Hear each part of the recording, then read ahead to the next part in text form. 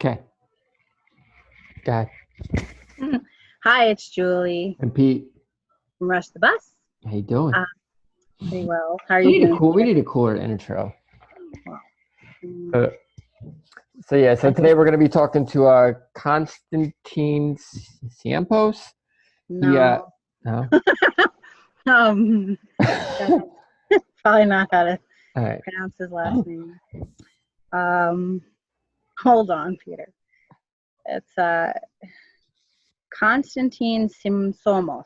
Sypsomos, I guess. Uh, He's Greek. We'll have to ask him. yeah, we'll have to ask him how to do it.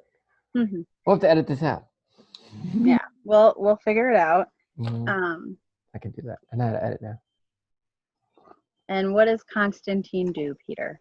So Constantine is a career fireman, and he's also. Oh, hold on. Yeah, we'll let him in here. We'll have him tell us. All right.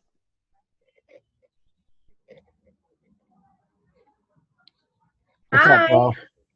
Hey, what's up, guys? What's going on? How are you? Not too bad. How you guys making out? All right. Pretty good. Julie's up north. She's far up north in the the Catskills up there, some shit like that. Yeah, the Hudson Valley. Pretty up here, like 2 hours north of New York City. Okay. Yeah. Little getaway? Yes, a little R&R. We all need that, that's for sure. Yep. Yes. Yep. So how are you doing today? Good? Yeah, no, all good, man. You know, lazy Sunday. I hear that. Well, So- for another hour and a half, and then got to it. You know how that goes. Where are you working tonight? I'm with the county tonight. Okay. So, yeah. All right. Cool. So Yeah. Constantine, do you say your last name Sypsomos? You got it. Perfect. Wow, look at that. Yeah. Hired. All right. Yeah, I very live in good. a very Greek neighborhood. Yeah. Usually it takes people a few times, but once you say it, usually they have it. Yeah. They're usually off by a letter or two, but for the most part, you know, you have it. Good. All right. Cool. All right, cool, man. All right, so tell us a little bit about yourself, bro. When'd you start? Where you work? So I'm 36 years old. I'm from Gloucester County, New Jersey. I work a lot of hours. I'm a single full-time dad, and on top of all my jobs, I'm a full-time firefighter, part-time EMT for 2 organizations, and I'm also an instructor in a lot of different disciplines of fire, rescue, and EMS. You know, leadership, you name it, I've probably taught it some way or another. Really easygoing dude. You know what I mean? I just go with the flow kind of guy. You know, pretty good reputation for the most part. I think I'd like to have, and you know, anybody who you ask about me is, you know, would say, hey, I'm a good partner and just a good dude all around. Cool. Very nice. So when did you start on the ambulance? What year did you start? So I went to EMT school when I was 16, and Wow. I did a few ride-alongs when I was about 17, and then I started working right when I was 18. Okay. So Who'd you it's start been a working? What year was that? So you're 18. It's like 2000, right? Something like I that. went to school in 2000. Yep, 2000.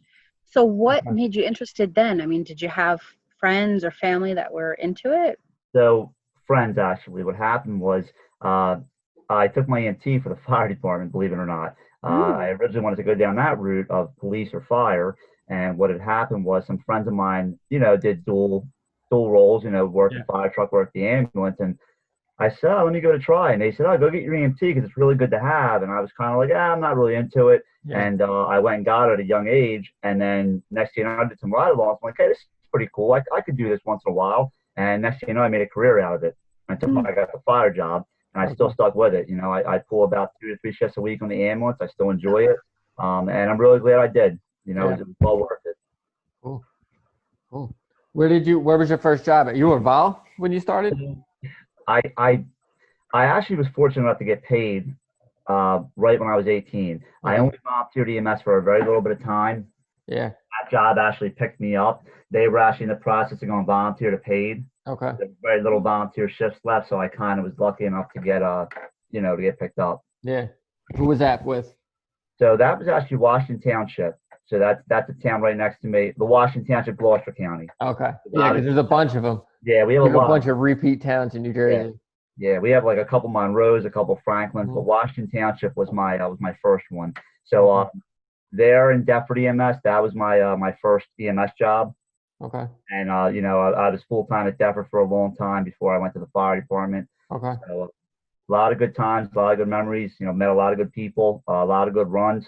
All the times I worked at, fortunately, were very busy for suburban areas.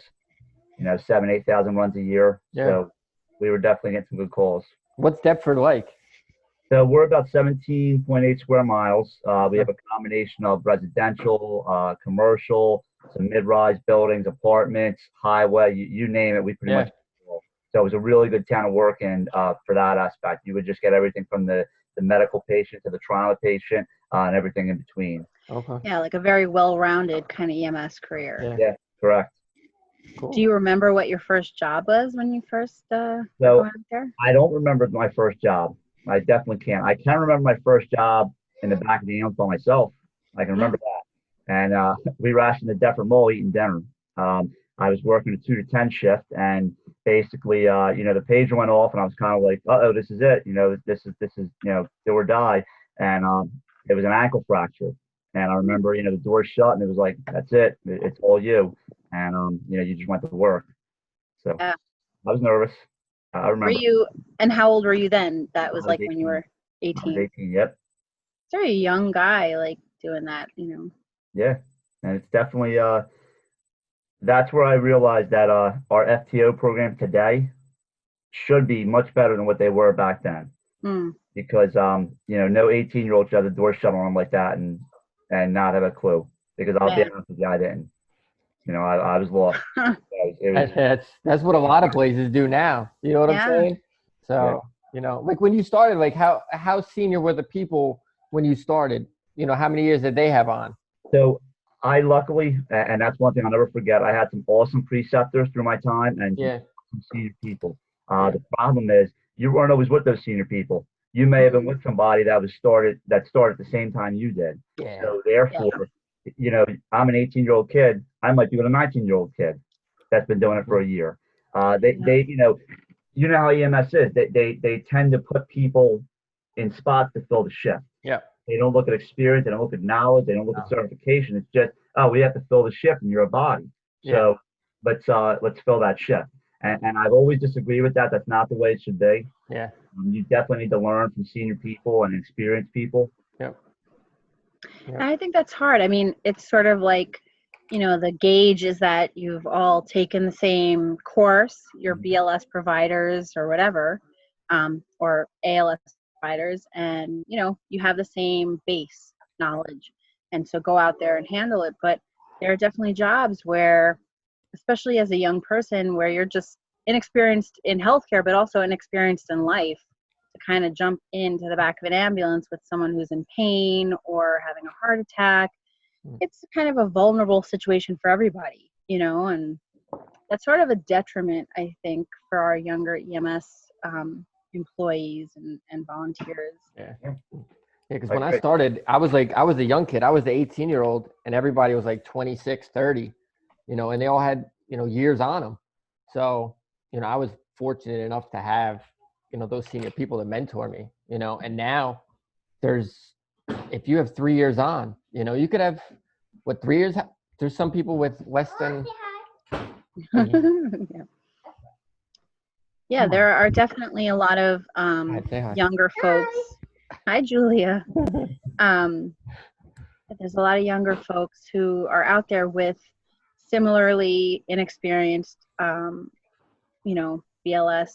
Like, I feel like we often, Pete and I try to kind of like jump on jobs that sound like folks need help or whatever, because I feel like I know when I was in that same spot that I felt very overwhelmed, by the circumstance that I found myself in. Things can be scary, or, dealing with someone who's in pain is hard. Like when you're a new provider, like that patient is very vulnerable. And I think one thing we fail at too is nowadays a lot of younger generation coming in, newer people, they don't want to hear it from the older people. And I'm sure you guys see that too. I know when I was listening to everything. Yeah. I couldn't take nothing. It was just so much coming at you. I wanted to hear it all. Now it's like you try to tell somebody something. Yeah, I know. That's the generation. And that's really really upsetting to see that that's just how people are nowadays. I mean, you know, and no, you don't know because I didn't know, and the person next to you didn't know. We all have to learn it, and we have to take that information in. I'm a firm believer nobody's better than anybody else, and we're all a team, and we all have to pass information on and share information. Yep. And again, that's one of the worst things about EMS. You know what I'm saying? Like, you know, like I think before we started this, I was a little leery about, you know, telling people, you know, the ways that we do stuff. But now I just don't care. You know what I mean? Because somebody has to pass it on. And, you know, if you're going to eat me alive, you can eat me alive. But, you know. But I do think what we're trying to do here is pass along information that is not readily available at the station level or the, you know, the ambulance squad level where, you know, maybe you don't have that senior person anymore, or that person who's senior to you maybe has a family and has another full-time job and they can't really come in and pass that information along. And I think for us, that's what we're sort of trying to get across, that like, hey, look, like there's a lot of stuff to do here, and I don't think I know it all. You know what I mean? I've been doing EMS for like 16 years and I don't know it all. There's always something to learn, but also like I want, you know, the newer folks to feel like, hey, we're approachable. The senior people at your station are likely approachable as well. Like it's really important to kind of get that information. Yeah. I think you said it right with the I know thing. You know what I mean? Because if you hear I know, you know, that's going to turn a lot of people off. Yeah. You know? So let me tell you a quick story. In Camden with UMDNJ, when I first started there, I was 19, and that's pretty young to be working in an urban environment. Yeah. And I'll never forget, some of the best people I ever worked with in my life, made some of the best friendships, some of the best providers. When you walked in that room, in that crew room, you know what they told you? You don't sit on that couch. You will be told when you can come over and join the family and sit on the couch. You keep your mouth shut and you put your time in, and guess what? Within a few months, they say, yeah, you can come sit on the couch. And but think about that for a second. That culture is gone. It is. Those people are just are calling it quits, retiring, passing on, unfortunately. And you know, I'll never forget that. You were told you don't sit on the couch. Who says that? And I think it can rub people the wrong way, but I personally, I mean, maybe because I grew up, like my dad was a firefighter, like I knew that there was a hierarchy.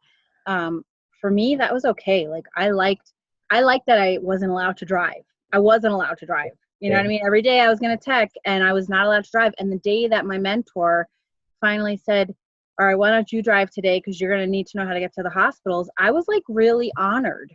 I felt like genuinely like he was like saying that I got it. You know, I got it enough to like take that role on. It was a proud moment for me that like my mentor thought I could drive today. I don't know that people see it that way anymore. They just want to be like a big hero or go in there and like, I'm going to do the best right away. Like you're not, and it's going to take years for you to feel really confident, and that's okay.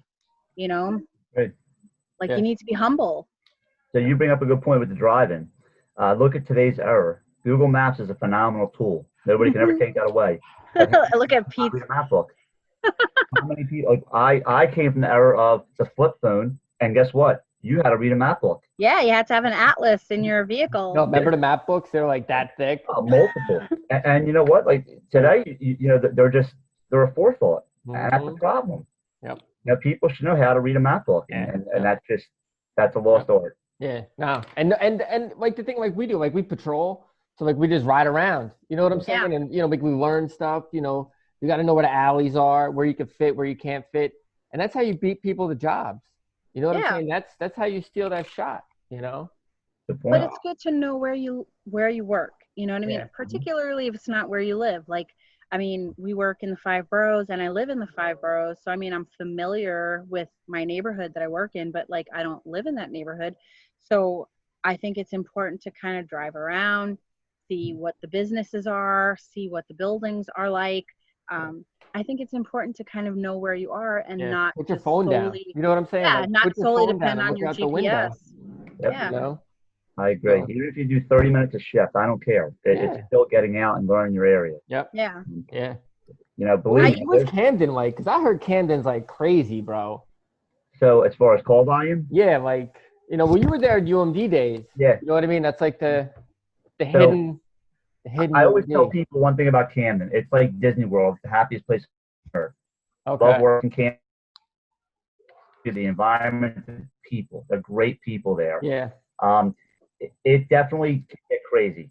I mean, Right. is it 7 nights a week crazy? Most of the time, no. Just like Okay. New York City with you guys, I'm sure it's not every night of the week, but it's so odd there. There's no rhyme or reason. And what I mean by that is a Wednesday night could be like a Friday night in the summer. Insane. Yeah. What is up with a Wednesday night that you're running all these calls and crazy calls? Yeah. You know, so just a prime example, my last shift in Wednesday night, you know, I went from a lady who ran down like 5 people to a guy shot in the chest 6 times that police Wow. transported. It's just, it's nuts. You just never know what you're getting into. And even though it's a smaller city compared to a lot of the other ones around, like Newark and obviously New York and Philadelphia, it's still busy. Probably about 35 to 37,000 runs a year. A lot of frequent flyers, obviously, a lot of unfounded calls, you know, people on the side of the road unconscious, you get there, they're already gone, things like that. Yeah. The call volume is just everything. You just get everything. You know, you have the waterfront, you have the urban environment, you have the apartments, you have the drug corners, you have the abandoned houses. So you name it, and you get it there. That's definitely the cool part. How often do you go in abandoned houses over there? What's that? We don't have any vacants. Oh, you don't really? No. We used to, but New York has been Now gentrified. So yeah. I'll send you some pictures. We How have is it going in there though? Like, you know. So we have protocol on that. Basically, you know, we have to wear our helmets and our, you know, our PPE if we have to go into a vacant to remove somebody. And basically, it's a judgment call. So normally, we're supposed to start the fire department out. If it's a vacant, we have to go in it, obviously, which is a good move. And then if it's completely deplorable, which that's another issue because a lot of EMTs aren't cross-trained, so they wouldn't know. Yeah. You know, if it's completely deplorable, then we should maybe think about going a different route. And now we're talking about rescue and collapse rescue and things like that. But we've had it. I've had many people in vacant buildings and dwellings, second, third floors. I mean, no steps. I mean, I've had removed people out of windows, baskets and ladders. So, you know, definitely it's a challenge for us in Camden. We have a ton of vacants. Yeah. I mean, the fire department and EMS deal with them all the time. And the problem is no vacant is vacant. Yeah. A lot of them are occupied. I mean, the city tries to do a great job of keeping up with boarding them up, but really, what's a couple nails going to do to somebody who wants to get in? Yeah, I mean, people who are unsheltered essentially are going to try to find shelter. And in New York City, we sort of like, you know, we got rid of a lot of the vacants. They were a blight or whatever, and we kind of like gentrified the city. But we have a lot of homeless people on the street.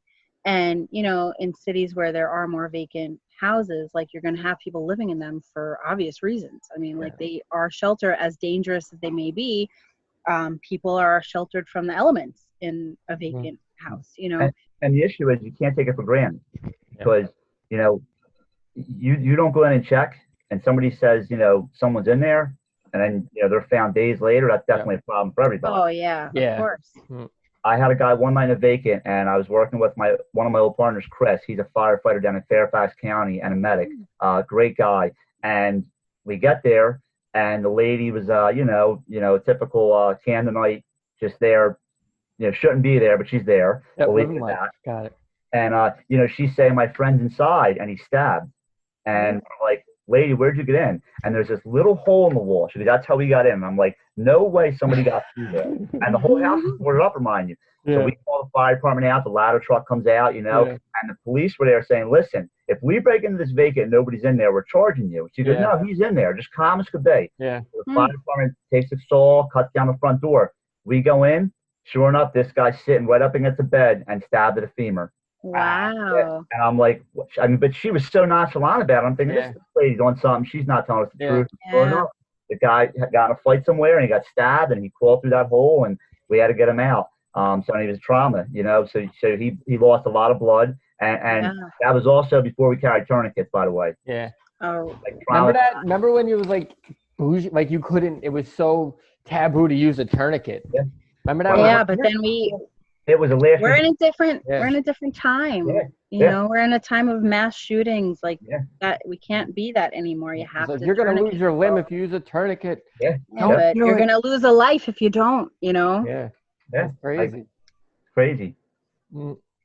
My Things kid's mom, change. she works in Newark, and they had a similar one. They heard this lady, the cops had heard somebody yelling from outside in a vacant, and turns out she had a baby, like Oh man. sometime the night before. Oh, you And told me yeah, this. remember that? Yeah, so the kid was fine, and the mom was just sitting upstairs. It was freezing cold out with the baby just Aw. under some garbage. It's crazy.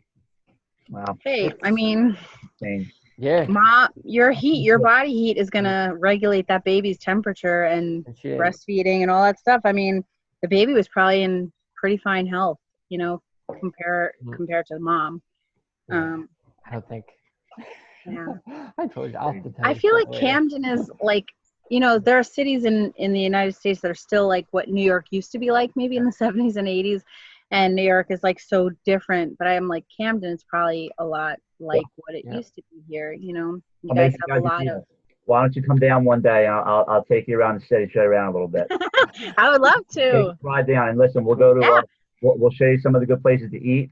Yes. And, you know, we got some really good good restaurants in the city. I went. Do you have what do you eat? Subs or hoagies? So usually they're hoagies. Down there. They're hoagies. Oh man. Uh-huh. Have you guys ever heard of Donkey's Cheesesteaks? No. So I'll give them a shout out, right? So Donkey's Cheesesteak, it's like a world famous cheesesteak, and it's right in the city of Camden. And it's Huh. cheesesteak on a round roll. It's a round poppy seed roll. Oh, that sounds delicious. Phenomenal cheesesteaks. So you'll have to try one. I love But there's some cheesesteak. good Spanish. I love cheese. cheesesteaks. Yeah. And I feel like I go to Philly and that's what I eat, but Yeah. I'll go to Camden. You guys are right there. Yeah, no, it's awesome. You guys will love it. Love the tour. I mean, it's just different. You know, we'll take you on the horror tour. Take you up Yeah. Broadway. That's the best street in the city is Broadway. Okay. So that's always a treat. You never know what you're going to run into on Broadway. That's for sure. Huh. But listen to Broadway you guys got in New York. I can tell you that. People have thought that. Well, we have those. We have those too. We do have one Oh, Broadway in our area? Brooklyn. Yeah. It's a little Mhm. different than the Manhattan Yeah, they're a Broadway. little. We had one. What was it, a couple weeks ago? We're walking down the street. I'm like, "What's that person's ass sticking out?" And then we're like, "Oh man, it is." And then we got closer and closer, and then you could see like the giant ball sack just hanging out under. Where was I? Was I there? Yeah, you remember that guy? I don't remember. That big one. There's It so was like much brolic. horrendous stuff that happens. I think I just like tune it out. Yeah, you can't. But It's awesome. so you work fire then mostly, right? Like that's your full-time My job. favorite gig, yep. So what kind of, I mean, when you do EMS, are you working EMS or are you volunteering EMS? No, I'm paid. Oh yeah. You're No, paid. I'm And yep. you're doing it like 3 times a week. Average between both jobs, usually 2-3 nights a week. And what kind of shift do you have? Like how long is the shift? So our shifts are 12-hour shifts. You know, sometimes what I'll do is I do a lot of half shifts. So I might do like a 6 to midnight or 7 p to 1 a, something like that. So like tonight I'm working 6 p to 6 a. And then Oh wow, so tonight's a long shift. 8 to 2. So I work the firehouse tomorrow during the day, and then I go to the city tomorrow night for 8 p to 2 a shift. It's the back half of a power shift. Excuse me. Constantine, we're keeping you away from sleeping. You're about to work some power shifts. No, I'm good. Okay. Sleep is for the weak. Trust me. I'll sleep when I can. Listen, everybody. It's funny because it's funny you mentioned that. Everybody I work with, they know. Listen, if I need a little nap, just leave me alone. Let me be. You know, I'm the kind of guy. I come in, I do all my chores, I get everything done, and don't bother me the rest of the night. If you need something, let's go. And they just know it, you know. And I know how they are too. But if I'm really tired, I'll tell my partner, "Yo, I'm exhausted. I'm chilling out in the truck for a little bit." Yeah. And Yeah. So when you work Gloucester County, do you guys have a station? we do. How does that work? So you get to So just hang out in the there's so station? many stations in the whole county. Okay. And you know, like tonight, I'm stationed pretty close to home in Woodbury. Okay. So that's a small city, right next to my town where I live. Okay. Not a city like Camden or anything. Yeah. It's just an older historic city. Okay. So I'm there tonight for 12 hours, and we'll see how it goes. We cover a pretty good amount of area. It's hit or miss, you know. Yeah. An average night there is probably 5-6 jobs. All right. That's a fair night. I Yeah, mean, no, not especially too in bad. 12 hours, like Yeah. that's a fair amount of work. That's not bad at all. Yeah. And how far or how near are your hospitals to where you are? I mean, are there hospitals in the area? So when I'm working Camden, we have 3 hospitals in the city, 2 primary, and then one's more like an urgent care or hybrid ER. So they're very close. We're 5 minutes from any hospital for the most part. When I work Gloucester County, we have a variety of hospitals. we could go anywhere from 5 minutes to 25 minutes, maybe even longer. Oh, wow. So average in the county, probably about a 10 to 15 minute transport time's average. Okay. Not If you bad. have to go to the trauma center or burn center, maybe 20, 25 minutes. Okay. So, your longs would probably be about 30 minutes. If you had to go from one end of the county to a hospital, even in Philly, 30, 35 minutes. Yeah. I mean, that's a little nerve-wracking with a trauma, Yeah, It's kind of a bit of a ride. So we have one trauma center in our region, and that's Cooper Hospital in South Jersey. That's our only one in our region. The only other one close to us is Crozier in Chester, PA. So depending where you're at in the county, you might go there if you're down in the north end of the county where I work. But for Crozier does burns too, right? Yes, Crozier does burns. That's our burn center. Yeah. And if not, we usually go over to Philly as well. Yeah. Oh, wow. Yeah, you It gotta go really to depends Temple. where you are. If you're where I live, you're closer going to Jefferson or Temple in Philly than you are Crozier. Yeah. Mm. So you just have to kind of make that decision and Yeah. what's best for the patient. How much is the bridge to get to Philly now? How much is it? How much is it? 5. What? $5. And I'm like about to say, oh, that's not bad. Yeah. Like considering New York has like ridiculous 14. bridge. It's like 14. For one way. One way. Yeah, yeah. Mm-hmm. I give you guys a lot of credit. Yep. Yep. Everything's The more Verrazano, the expensive. Verrazano, bro, is 19. It's $19. Yeah, Unnecessarily expensive, but it is one way. and they're Verrazano. splitting it now. Yeah, but now they're splitting it. It's $9.50 a trip. So in or out, it's $9.50. Yeah. Got to get their money. Yeah. So when you're on the ambulance, it's just the two of you? Is it paramedic, EMT?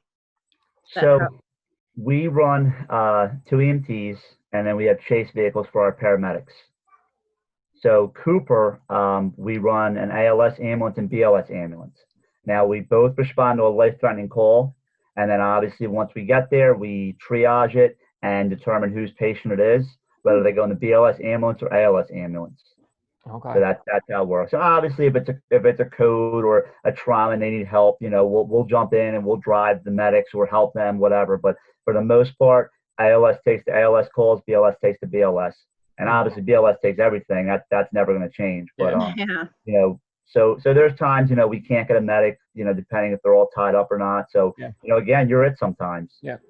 But are you guys doing albuterol yet or what?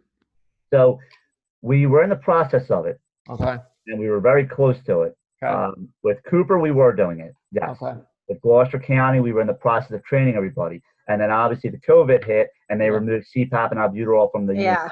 So like a nebulized medication. Yeah. I'm going to think sometime probably near future, I would think it would come back. Okay.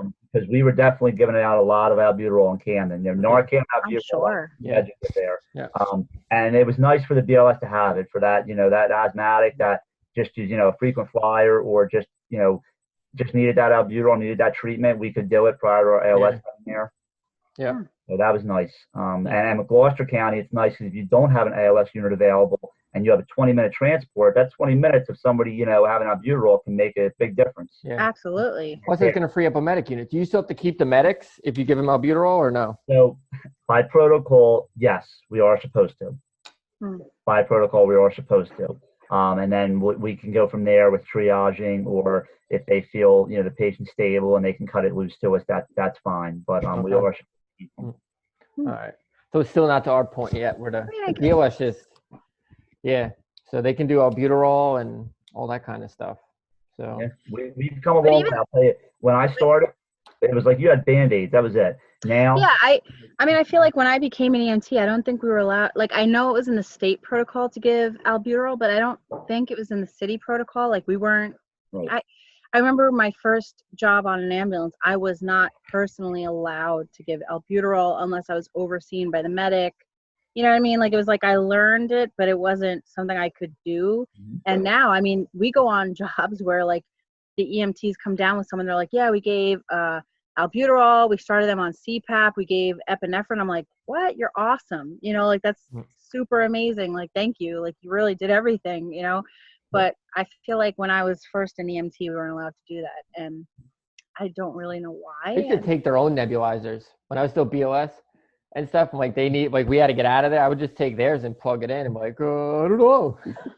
And then take it to the hospital. Yeah, it was just plugged in, Yeah. Yep. So you got to do what you got to do. Yeah. I know.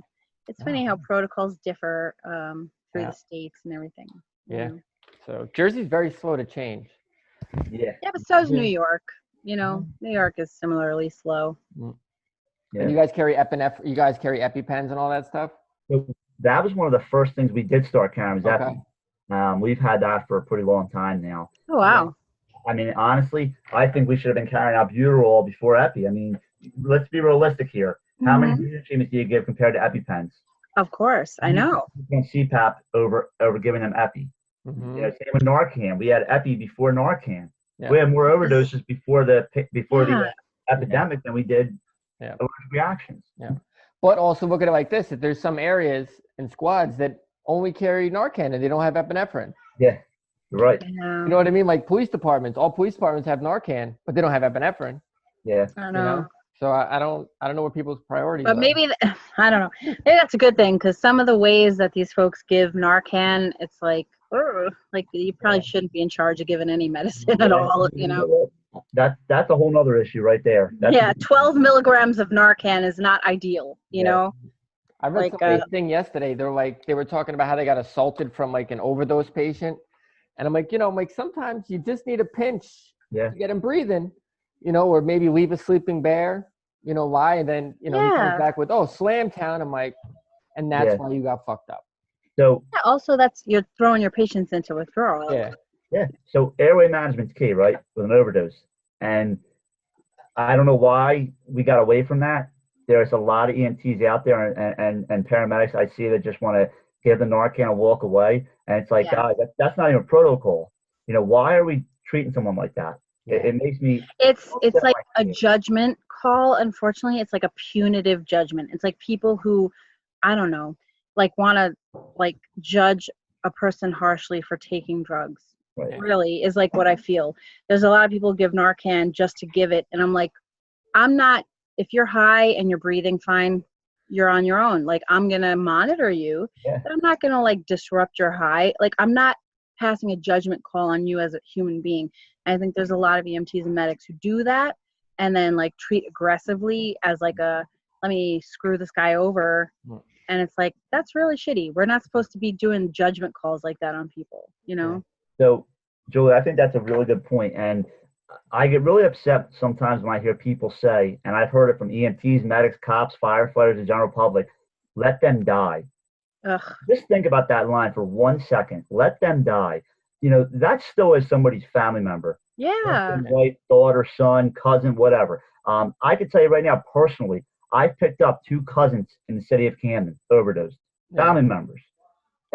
So you never knew who you're going to come across, who you're going to deal with. Yeah. It's not, it's their problem, not yours. Yep. And you are there to help people and help. Yeah, that's your job.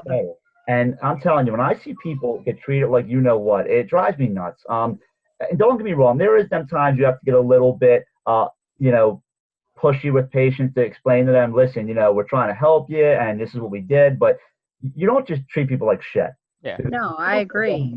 But that's one thing. I mean, we shouldn't be going as public safety, going anywhere saying let someone die. Our goal is to save lives and help people. Yeah, like I don't know what you think your job is if that's your outlook on people. If the wrong person hears that, I mean, come on, you got to be kidding me. Especially now, bro. Just drives me nuts. Yeah, first of all, let's be real. I mean, like just from a standpoint of you want to keep your job. I mean, everybody has video camera capability. Yeah. Everyone can record you saying this horrible stuff. And really, even if you're having a rough day, is that what you want to be blasted out to the universe? Like that's what you want to end up on the news for? If every other day you're like really working hard to like save people, help people, and the one day you're like having a bad day, you say some horrible shit, and you're going to end up on the news looking like a creep, So, that's I always tell people, if you're doing what you're supposed to do, doing your job, doing protocol, doing what you're expected to do, don't worry about how many cameras are on you. Yeah. Yeah. I'm sure you guys have seen it. I've worked with responders over the years, and I've probably done it myself now and then, where they see a camera, and it's like, get out of our faces, or be respectful, or let us do our job. You know what? If you're doing your job, realistically, that person can record whatever they want. As long as they're not, hurting your patient or in the way of your patient, let them record. If you're doing your job being professional at all times, let them record. Yeah. There's nothing that's going to get you in trouble. There's nothing that's going to incriminate you. But the minute you turn around and you get mad and they instigate you and you tell them to go F off, now you're in trouble. That's not going to look so great. Or the minute there's people who record us all the time, and I'm like, all right, let's just get in the truck and kind of get out of here. But we're just doing our job. Like I don't know. I think there's a lot of folks who get like burnt out quickly, and if you look at everybody like some, I don't know, like some skell, or you're kind of using that terminology, and you're like, oh, let them die, or like, then you're gonna hate your job eventually. Your job's really gonna weigh on you. You're going to take it home. It's going to bother you every day. This is a really rewarding job. We like save people's lives. We help people. We deal with the most vulnerable people in our cities. Like, this is something that everybody can do. So if you go in every day feeling like, I don't know, like it's not worth it or whatever, you're going to get burnt out pretty quick. So I do a part of orientation at one of my organizations. And one of the first things I lead off with in the lecture is, if you can't deal with people, there's the door. I don't mean disrespect by that, but there is the door, because we don't need you. If you cannot deal with people's problems, you're going to be dealing with personalities, different. Oh, absolutely. And you have to adapt. That's the biggest thing. You got to adapt. You have to be able within a minute to be like, okay, I can adapt to what this guy's saying. I get where they're coming from. I see what their lifestyle is. Their lifestyle is different than mine. So I have to respect their lifestyle and how they live. And that's something that we just fail on. We have all these protocols clinically, right? And it's all very important, right? We all know that. We need protocols. But an EMT and medic can't talk to a patient. Yeah. There's a protocol for that. It kills me. Like, you see these people, they're so smart. They have so much knowledge, but they can't go into a patient and build a rapport with them to talk. Yeah. Hey, sir, what's going on today? How are you feeling? Like, what made you call me today? They can't do it. It's like because the difference feels too great or something. They feel like they have no way to empathize maybe with this person. And I feel like, as much as like sometimes empathy, I take things home and I feel like weighed down by it. I have patients that I like think about when I'm at home and I consider their life, and I'm like, oh, I feel bad for them. Like, I have one guy in particular who Pete always jokes that I'm going to take to my house. And I'm like, there are times where I've like considered it. I'm like, I don't know, he needs some help. But I feel like if you can't respect people, if you can't empathize with them, maybe their lifestyle's different, but if you don't view that person as a person, this is not the right job for you at all. Your job's not to sit here in judgment. Like, you're not a police officer. And I'm not saying that's what cops are doing, but I'm saying like they have to make judgment calls based on like what they feel is a crime or not. For us, I go into people's homes and I always say, like, we're not the cops. You're not, it doesn't matter to me what you did. You're my patient, let's get out of here. Let me take care of you. Like, I always have to reiterate, like, I'm not here to judge you. Like, I'm not a cop. The cops are not coming. I'm not calling them. Like, let me help you. Because I feel like people get defensive. They assume that we're like judging them. And if you have that face on and you are judging them, they're going to know it, and you're going to have more challenges to face. So that brings up another good point. How many times do you see an EMT or a medic, they think they're a cop? And I respect all my guys and girls in blue. I have a lot of police officer friends, and I would never down them. I would never put them down. They're great people and great at their jobs. But we have a lot of EMTs and medics that think that they treat you like they're cops. Oh, you go with us, you go to jail. I always love that one. No, I'm gonna make that determination. How about, listen, sir, can you work with us? If not, we're going to have the officer talk to you. No, you don't tell people if they're going to jail or not. It's crazy. Also, that's not making your job any easier. No. Like, you're putting people in a defensive position, and now your job just became like exponentially more challenging. Like, when you are sitting there and you're like, look, listen, we don't need the cops here. They come because they come to this type of job, but like, I don't need them. I just really think you should get checked out, like this happened or that happened, or we woke you up from an overdose. Like we really need you to get checked out. Look, we don't want to get the cops involved. We're going to have to if you're not coming with us, because look, this is a drug in your system. It's going to come back. But look, we'll just take you to the hospital. No police involved. It's not a big deal. just get checked out. You can go home later today. Like, I think that goes a much longer way than like jumping down people's throats and telling them like, well, you're going to go to jail. Like, who You're the hell are not. you? You can't, in New Jersey, you can't go to jail, right?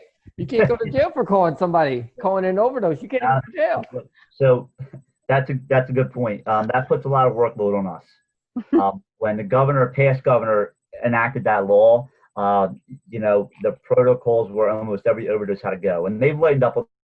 Yeah. People can refuse with criteria, and they can, AMA and walk away, whatever they want to do.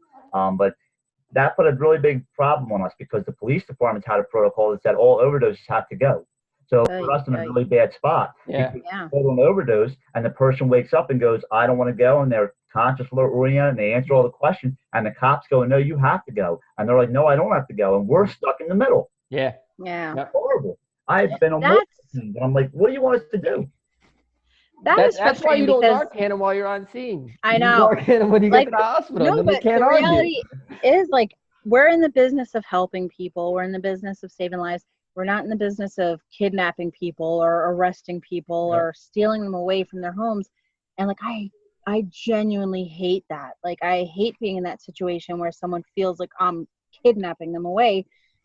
And I try as hard as humanly possible never to do that. Like, even when I'm like, you know what, you might, become like a little altered again because whatever, the Narcan's not going to last forever.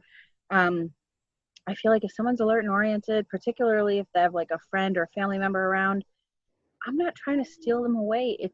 You have the right to autonomy. That's one thing I like firmly believe in. Like, you have the right to say when you're going to be a patient if you're alert and oriented. You have that right. I'm not trying to take that away from anybody, Yeah. Great. You got any good stories? We love war stories. Too many to tell. All right. How many kids you delivered? Whole career, 4. That's pretty good. Okay. That's good. And I can tell you right now, all of them were in Camden. Oh. Wow. Yeah. Never delivered a kid. Yeah? Nope. I don't plan on it. It's not as bad as what people make it. All these I don't want to do with it. It's really not that bad. Yeah. So I'll tell you a funny story though with delivering. I was working New Year's Eve one night. I think it was 2014, right? So it was a crazy New Year's Eve night.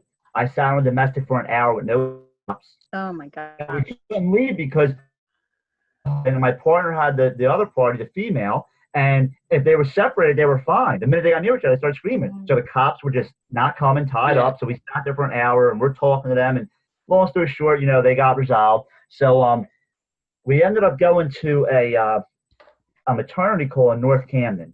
Okay. And they were like, oh, ladies, full term, whatever. Yeah. So now we were busy, and this is like 3 a.m. So busy night again, complacency, laziness kicking in, right? Yeah. I'm like, hey, you know what? We don't need bags. We're just going to walk her out, right? We're going to walk her, get her loaded up, right? My partner and I go in. Now it's a meth addict, right? So it's a meth baby, unfortunately. Hi. She's got this baby halfway delivered on her couch.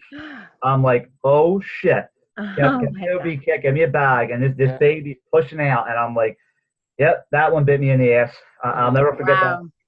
It was just, baby ended up being okay and everything. Yeah. But the point of it, like you said earlier, Julie, about the, complacency and getting a little bit burned out. It was a busy night. I'm tired. I'm like, oh, you know what? The shift's a couple hours left. We'll get in, get her loaded up, get her out of here. Nope. Delivered right in the house. Yeah. Wow. So, and it was a crazy night. It was a crazy New Year's. We had the first trauma and the first shooting of the year. Oh my gosh. Yeah, the first trauma was a lady that fell down a set of steps at like right after midnight, cracked her head open. Then like 20 minutes after that, we had a shooting. And then my partner and I had all of them right back to back. So it was like just one of them crazy New Year's. Yeah. But I'm telling you, I actually keep a log of all my decent calls or interesting calls. So I'll have to pull that up for you one day and just tell you. But I have just, like you said, everybody's got war stories. Everybody's got stories to tell. I believe that. And I love hearing them, believe me. But, it's just one of them things, that comes with time. That comes with time on the job. Yeah. But even not having your stuff, right? if you panic in that situation, the family's going to know that you don't have your stuff. Yeah. You know what I'm saying? If you remain cool, calm, and Yeah, collected, like they'll have no idea that something's wrong. Yeah. You know what I'm saying? Instead of like, we got to get our stuff. I'm like, no, that's all it. right, You no, just no keep problem. your face, Got this. Yeah. You go know, get it. come on. Hey, you said back. my favorite terms: calm, cool, and collective. I say that all the time to new people. Talking on the radio, giving a report, a size up, getting into a call. Yeah. That is calm, cool, and collected. Listen, in your mind, you can be like, Yeah. shit, this is bad, or this is not going to end up well. But you know what? If you're calm, cool, and collective, the rest of that scene will go that way. The rest of the partners coming into the scene will be that way. You know, the minute you start getting excited and running. No, the job's going south, bro. It's going south. Oh yeah. You can hear it. You can hear it on like we'll listen to like the Note channel. And we'll hear people yelling on the radio like, you know, like certain people. It's like, so you know. I had a job not too long ago. I wasn't with Peter. I was on a job with someone I don't always work with, but someone I like. And it was like we got in the house. It came in as like a diff breather, and she was about to be in respiratory arrest. I was like, oh shit. Like I could hear her wheezing, but it was like that point where it was like super tight. I'm like, she's almost done. She looked terrible. And I'm starting to drop the epi, and I turn where's the nebulizer? And he's like, oh, I don't have a nebulizer. And he's like freaking out, kind of looking through the bag. And I was like, all right, good. Like I was like nice and calm, like, okay, go downstairs and get one from the truck. And he's like, yeah, but who was in here last? And he's like, you know, kind of like upset. And I was like, no problem. I'm going to give the epi. Just go downstairs and get the nebulizer. But in my mind, I was like, like panicking because I was like, she is going to be dead, you know? And like, she wasn't. I mean, we treated her pretty aggressively. And actually we called for BLS because the house was like a hoarding situation. We needed help like getting out of the house.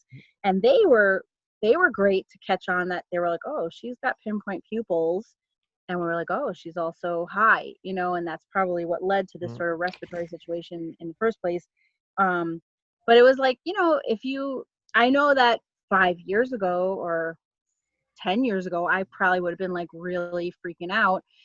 But like now it's been quite a bit of time that I've done this, and like just keeping your face and, you know, like you can be freaking out inside. I was sweating profusely and my heart was pounding, but I was like, I'm not gonna sit here and freak out over a missing nebulizer. Like we just got to handle this, you know, and it's downstairs.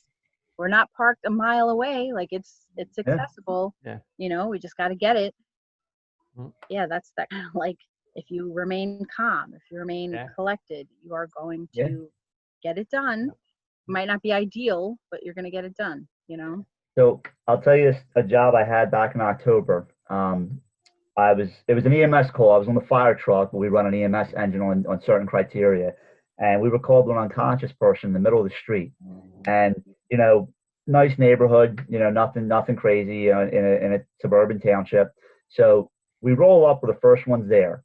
And this kid's laying on his back, unconscious, unresponsive. Go up to him. Well, he's in cardiac arrest. Oh my gosh. 22 years old. Wow. So now, you know, this story will it's just crazy how it all ends up. So first thing I do is look at his pupils, and I'm like, this is not an overdose, right? Wow. It just, you could tell it was not an overdose. So I always say, like, thank God I was there. Not toot my own horn, but just for a second. No, but People would have been like, overdose. Experience. Yeah. Even the cops that came out today that are all very close friends of mine. Oh, you Narcan overdose? I'm like, guys, it's not an overdose. I'm telling you. I said, we didn't know what happened. Did he get hit by a car? Did he get thrown from a car? Did he get assaulted? Something wasn't right. Here, a great team of fire, police, EMS, BLS, ALS providers, a great team. 22 years old. This kid had a heart attack. Oh my gosh. For a jog and had a heart attack, right? So ironically, my captain that day, who is now retired, and the EMS chief at the time, know this kid from their shore campground they all go to. Yeah. They didn't realize it was him at first because he had blood all over his face. Yeah. And they're like, they see his tattoos when we get his shirt off. They're like, wait a minute. Like, no way. This is, you know, they know him. They know his name. Yeah. So the father is telling our captain, via phone, hey, listen, it's not looking good. The doctor's telling us, it's not looking good. A day later, this kid wakes up. He's fighting the tube, right? 2 days later, he sends my captain a picture of him sitting in a chair and talking. Wow. Right. And my crew and I, we got a lifesaver award for that in January at a dinner that the Chiefs Association did. And you know what? I tell people all the time, that's what it's all about. That one life. We may have sat all day. We may have sat all week. But that one life you saved is what it's all about. Yeah. CPR saves lives. CPR saved that kid's life. Yeah. And ironically, the kid wants to be a doctor. Oh, wow. I got to meet him a few times, and it was really cool. And I asked him and his parents, I would like to bring you in on one of my lectures sometime, and maybe you're a walking case study to say, listen, you want to learn CPR? This is why right here. The kid's standing here. Yeah. He may be the 1 in 100 that got saved, but he's saved. Yeah. And it was so ironic. Literally, they got Ring doorbell footage of him running. Yeah. Kid out for a jog, literally just drops. Wow. Drops, done. Jesus. Cardiac arrest, right in the middle of the street while he's crossing the street. And, again, you don't think about that from a 22-year-old for the most part. It does happen. Oh, yeah. So super rare. This kid, it's a great story because, to tell you how the teamwork and how pit crew CPR, how it all comes together and works on that one call. You may not have a call like that for another 2 years where it's just like that. But that one life got saved because of training, education, teamwork, and it was everybody's save. It wasn't our save. It was everybody's save that was on that job. Yeah. But so many people would have just written them off. Yeah. As another overdose. Or would have gotten overly focused on what could a 22-year-old be doing in cardiac arrest? Drugs. That's it, Right. Or assault, and that's it. And sort of get this tunnel vision that they can't get out of, Sure. Yeah. A lot of people do that. You pass, like you said, you pass judgment. That's what you can't be doing. So, yeah. Yeah, you got to take the extra time. You got to take that second to save a second. Yeah. Take that second, just look around, look at the scene, look at what's going on. Don't get complacent. Yeah. Because that's what's going to get you in trouble. Exactly. Definitely. So you're teaching EMT class still when you, what are you guys doing? Hybrid Zoom meetings? You're actually going to class this year? No, so we are actually started up again in the classroom. Okay. This coming semester, which actually starts this week, believe it or not. Okay. Oh. Thursday night, I believe. Right. I teach for a couple different academies. My other organization I teach for, they've been in the classroom with, obviously social distancing and masks and things like that. So I did a lecture back in, I think, June, July for them. Yeah. And then, they've been meeting their normal times. But for the most part, this semester we're back in the classroom, which is a good thing. Okay. That's nice. Yeah. How much is the EMT class now over there? Oh, geez. I want to say it's anywhere from 1,300 to 1,500.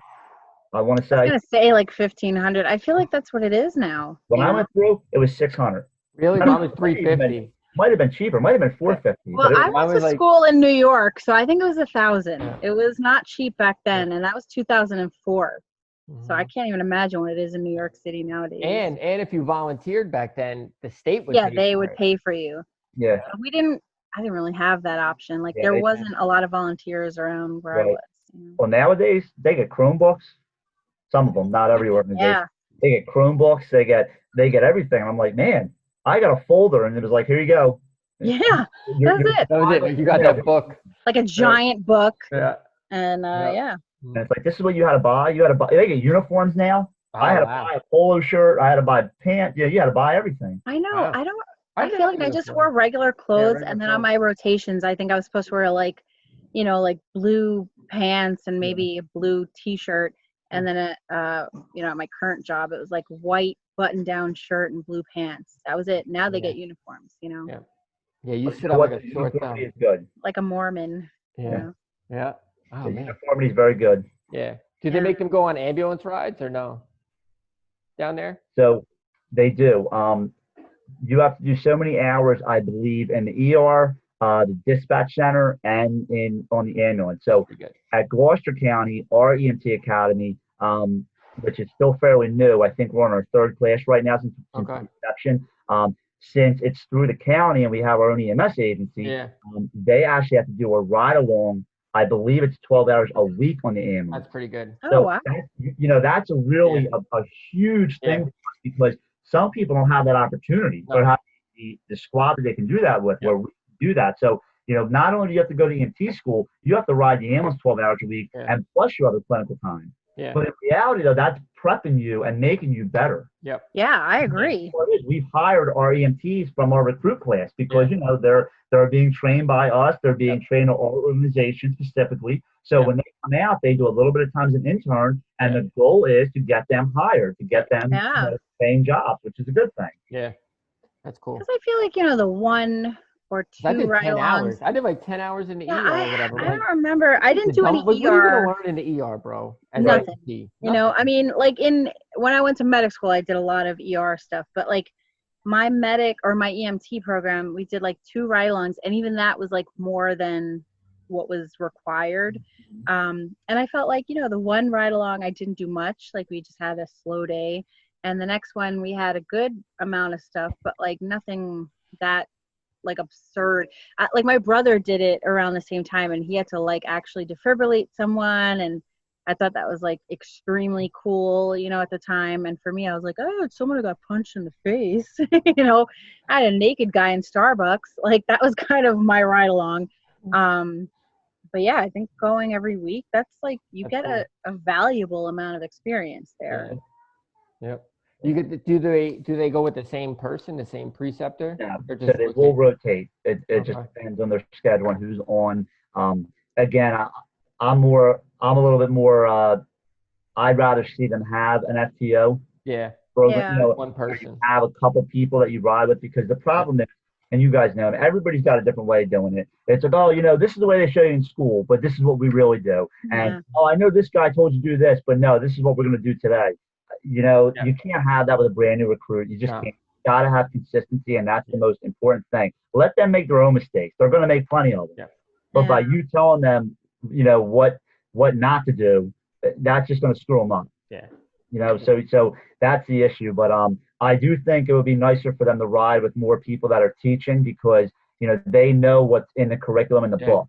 Where people that aren't in the classroom, they're used to that street, and not that they don't know what they're doing, but let's be real. The street's not going to help you. That's the thing, is the street's not going to help you pass the test.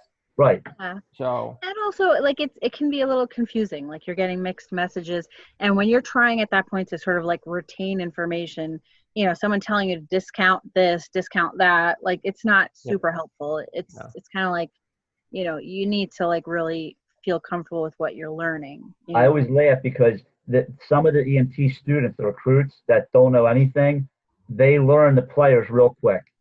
They're like, hey, I don't mean to be rude, but this guy, I'm like, don't worry, he's one of the assholes. You don't like say that about your coworkers, but sometimes they're in every job. And I'm like, listen, don't listen to a thing that person says. That person's written up every other week. That person's clinical skills are horrible. Just don't listen to them. Yeah. And it's got to be like that, because again, we should have better training, better, skills, but you want the student to do good. Yeah.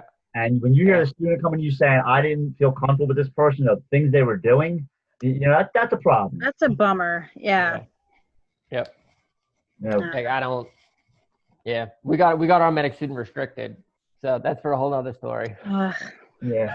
No. That was like. That was a big snafu. It wasn't clinical. Like we didn't do anything dumb. No. But I did feel bad for him because he was actually an excellent student. Yep. I was like, I would feel comfortable working with him as a medic right now, today. He was really, really great. Yeah. He was a good EMT, and I'm sure he's a great medic, Yeah. But yeah, it was just like a whole bunch of stuff. But it used to be like, the fire department or wherever we work, one of the things that always ends up happening is like, you get kind of put with whoever they have on shift. And so you're brand new. And like when I first came out, it was like, I think my partners who I was supposed to be with were like out on light duty. They'd gotten injured. So they kind of just put me with a whole bunch of different people. And like, I ended up getting mandated to work overtime on like New Year's Eve. And the person that I got put with, as soon as people in the station realized who I was going out with, they were like, oh, watch your back, just be careful. And I'm like, that's not at all helpful. you know, and I also now I'm like super nervous to work with this person, and he did some wild stuff. Like, and I was like, you know, like, I don't want to get in trouble. I'm on probation, and, you know, you're trying to do the right thing, and you're with someone who's like obviously doesn't care about doing the right thing. That's why it's like much nicer to have like units that are designated to teach. And Yeah. It's like a shame that that's. How do you handle it if you have somebody like you're working with and they're just not up to par, or they're just not doing the right thing? Like, what would you do? So I have a pretty good relationship with everybody I work with, and, you know, I respect them, they respect me. So I'm the kind of guy, like I said earlier, you know, I would hope anybody who, when they see me on the schedule with them, I want the attitude to be, oh, cool, I'm with Constantine tonight. Like, no issue whatsoever, you know, you know, there's no issue there. And that's how you know, that's what I pride myself in. I want them to want to work with me and like, oh, it's going to be a good night. But at the same time, they also know that I'm a very, you know, I'll talk to you. I don't believe in embarrassing someone. I don't believe, you know, you pride in public, you criticize in private. I pull people aside and say, yo, man, listen. And I'm talking good friends of mine too.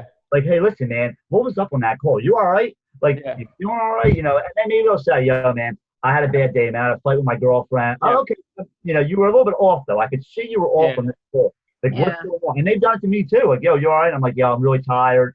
That was a bad decision, or whatever the case is. But now, you know what the biggest thing is? Don't go back to the station and when they walk in the door, start bashing them. That's not helping nobody. Teaching them. You know, and listen, we're all guilty of it. I've done it myself. We're all guilty of it.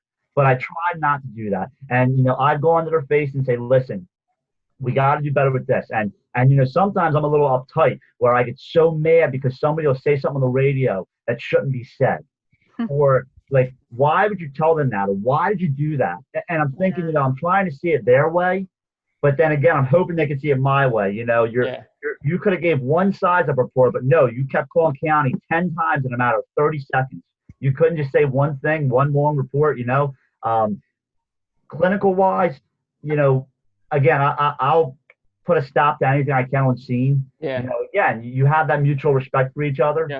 I've had new people over the years where I'm like, hey, listen, you know, we're going to do this first. Or I'll kind of tell them. I've had partners over the years that are like trying to give Narcan. I'm like, hey, you got a BVM? Well, no. You have a BVM? We're bagging, right? That's our protocol. And I'm trying to do it in a nonchalant way, but it's true. Like we were talking earlier about the Narcan. Everybody wants to give that Narcan, but it needs to be ventilated. There's protocol. You know, there's just certain things that have to be done. You know, I try to tell people, don't give them the easy one. I work with people at both my jobs. We have a spotter policy. I'm sure you guys do too, right? Listen, do I agree with it? Not really. Do I think if you can't back a bus up, you shouldn't be driving it? I know. But listen, it's a simple one, because guess what? There's going to be that time when you can't have a spotter on a scene, on a major incident, and you got to do what you got to do. But in the station, if they wanted to use a spotter and it's in writing, do it.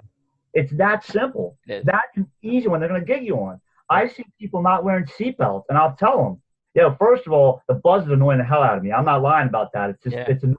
Yeah, the constant beeping. If we get an accident, if anything happens, the first thing they're going to do is, did you have your seatbelt on? Or they're going to look on the camera. And when you don't have that seatbelt on, you're done. You have no fight whatsoever. Nope. You're just done. I feel like all three of us are parents, and I think that like that makes a big difference for me personally. Like when I came back after having my son, I was like very aware about who the partner that I was with, how they drive, if I'm wearing my seatbelt, because I'm like, I'd like to go home at the end of the day and be a part of my kid's life. I'm not trying to like get tossed out of a window. You know what I mean? So my seatbelt is always on. There's times where I like realize we jumped in and I didn't put it on right away, and then he like picks up a little speed and he'll be like, put your seatbelt on. And I'm like, okay, you know, like we like tell each other, I'm like, Peter, where's your seatbelt? You know, like, because it's just, I don't know, you want to go home to your family. Like you just, you know, these are things that are there for a reason. Just do your job. Do your job. Yeah, just do it. Your rig check. They don't ask you for a lot of work in EMS. They really don't. You have a lot of autonomy. Do your couple things you have to do. And call it a day or a night, whatever you want. But we take advantage of it. That's one thing we're guilty of in EMS. We take advantage of situations. And, you know, that's definitely something we have to do a little bit better at as a whole. You know, just do what the bosses want. They want you to wash the bus, you wash the bus. They want you to clean the truck, clean the truck. They want you to just do whatever, do it. Not hard. It's not.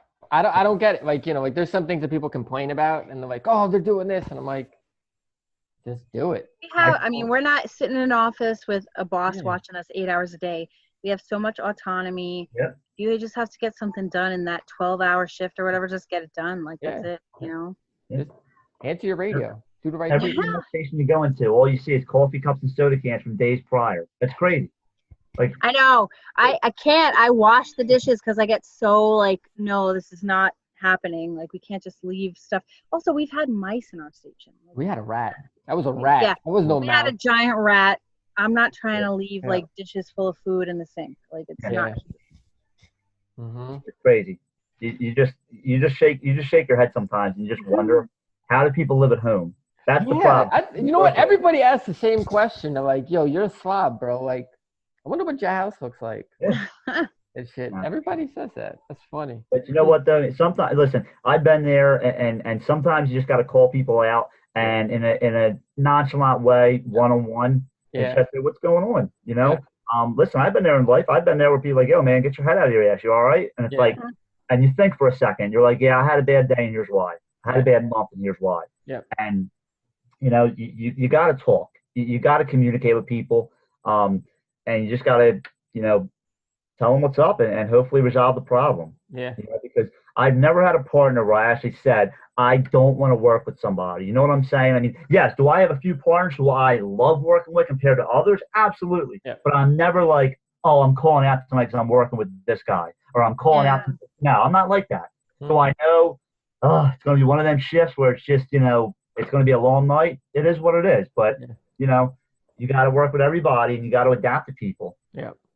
Do you have anything you do? So, like, if you work with somebody who doesn't like to work, do you have any little things you like to do to them to make them work harder? Person. Like a lazy person? So I'm the kind of guy where, oh, you don't want to bring your bag in? Don't worry, I got it for you.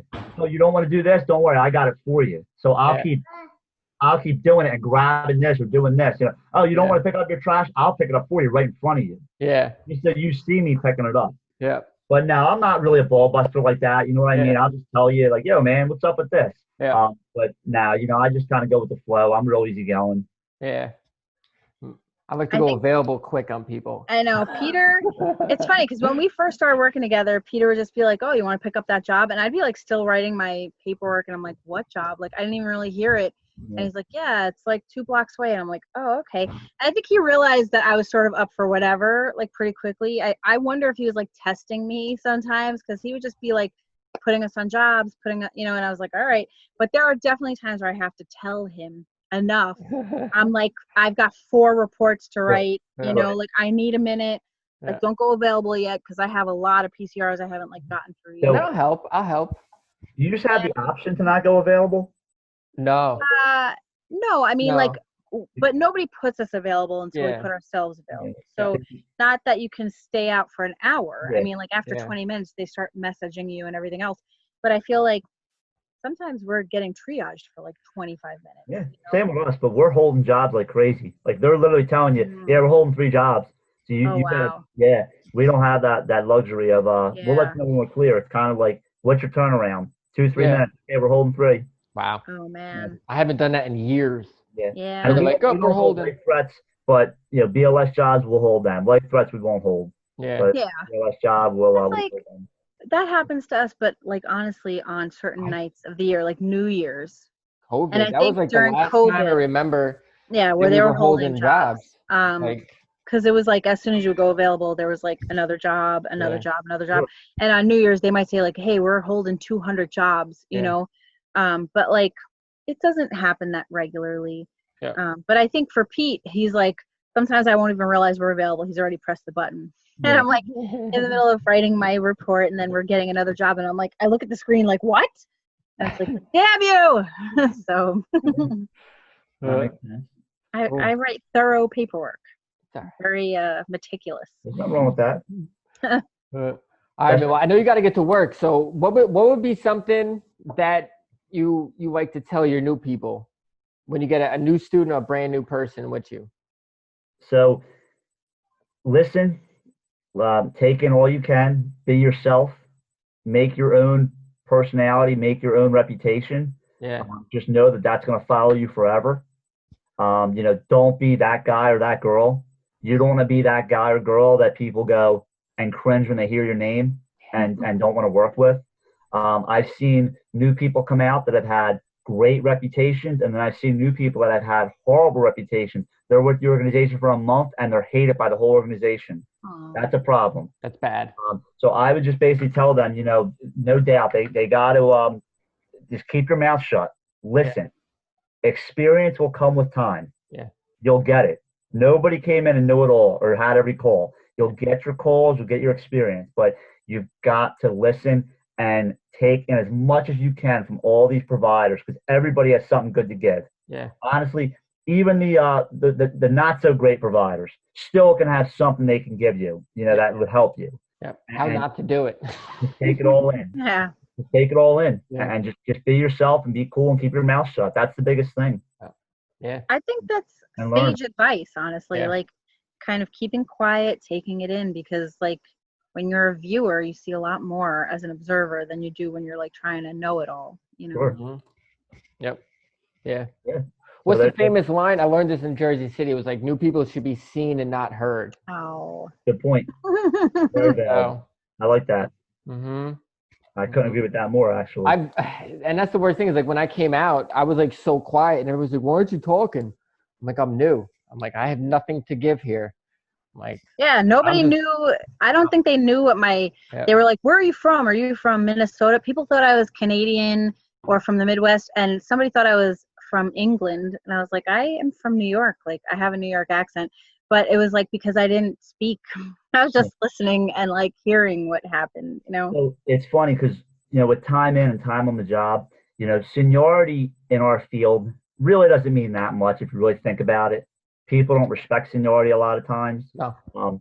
But, I always laugh because some of the people, I'm thinking to myself, like, I've been at this organization since the inception, day one. Yeah. I've been here for this many years. And I don't rub that in people's faces because I'm not that kind of guy. But there is times you have to. Yeah. There is times. I had to do it recently, and it really bothered me because I don't like doing it. And I had to do it at one of my jobs where, I was working with, it was 2 full-timers and another part-timer. And I'm part-time. Yeah. But I'm the senior person out of those 4 people. Yeah. Right? And they were going back and forth over a decision.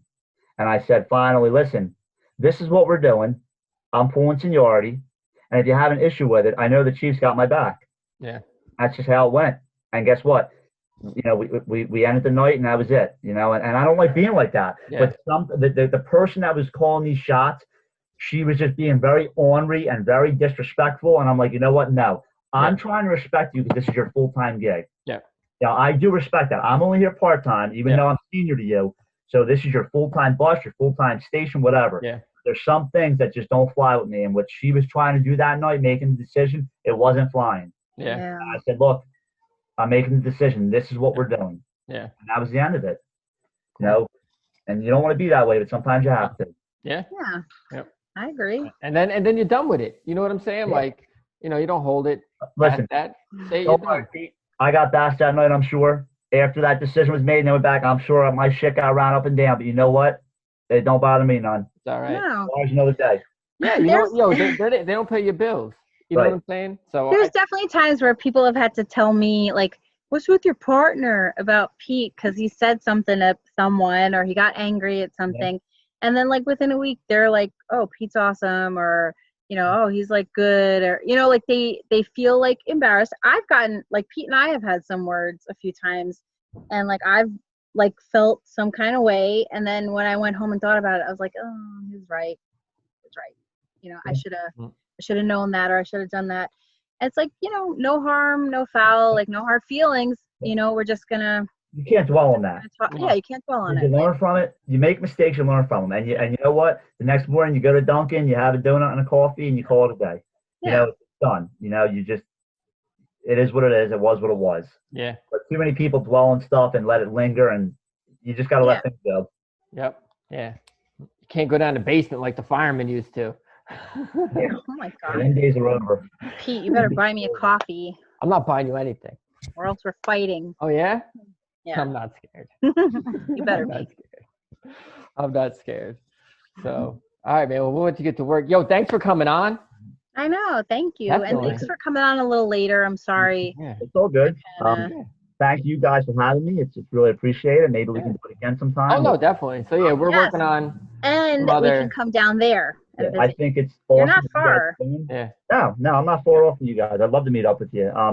I appreciate what you guys are doing and your, the mission you guys have with Rush the Bus. I think it's awesome, and I think it's really a good thing for everybody from newer EMTs and medics to seasoned people. So I really appreciate you guys having me. It was awesome, and I really hope that we can do it again. Thanks, man. Thank you. Yeah. We just need more seasoned people to talk to us and stuff. Not worry about it. We'll talk anytime. You pick some topics, we'll come back on. We'll go at it. Cool. All right. All right. Sounds good. Cool. All right. So Pete Thank and you, Julie, Con. All right. thanks for coming on, man. See you guys later. All right. Take care. Have a good shift.